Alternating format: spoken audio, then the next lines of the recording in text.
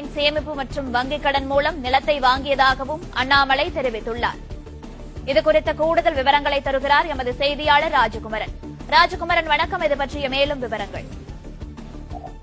அண்ணாமலை வாங்கியிருக்கக்கூடிய நிலம் தொடர்பாக ஒரு சில தகவல்கள் எல்லாம் சமூக வலைதளத்தில் தொடர்ந்து வெளியாகி வந்தன.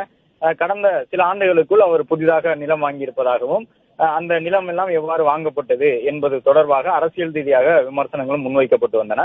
இந்த நிலையில்தான் அது குறித்து விளக்கம் அளித்திருக்கக்கூடிய அண்ணாமலை தான் வாங்கியிருந்த நிலம், அதாவது இயற்கை வேளாண்மைக்காக கோவையில் நிலம் வாங்கியது உண்மைதான் எனவும், அந்த நிலம் தன்னுடைய மற்றும் தனது மனைவியினுடைய சேமிப்பு மற்றும் வங்கிக் கடன் மூலமாகத்தான் அந்த நிலத்தை வாங்கியிருப்பதாக அண்ணாமலை இந்த விளக்கத்தை வெளியிட்டிருக்கின்றார்.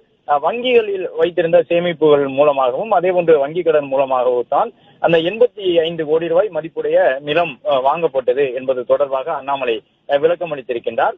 கடன் பெற்று நிலம் வாங்கியதால் கடந்த 2 மாதங்களாக வங்கிக்கு வட்டி செலுத்தி வருகின்றேன் என்ற ஒரு தகவலையும் அண்ணாமலை தன்னுடைய அந்த பதிவிலே சொல்லி இருக்கின்றார்.